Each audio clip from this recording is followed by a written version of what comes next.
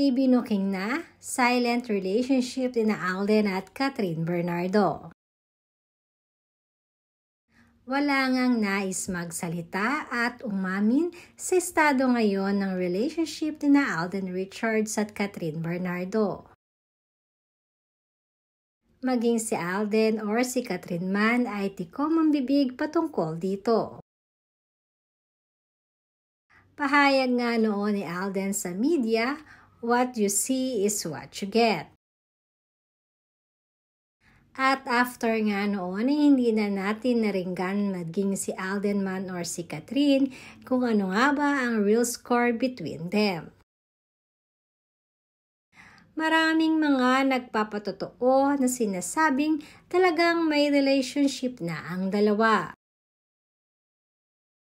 Kapansin-pansin kasi na palaging present si Kat or si Alden man sa mga private at intimate moments and occasions nila sa isa't isa.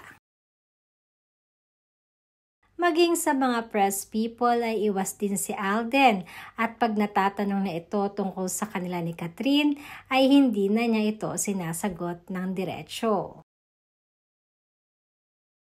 Marahil siguro ay ayaw ni Alden i-share ang mga magagandang nangyayari ngayon sa buhay nila ni Catherine Bernardo.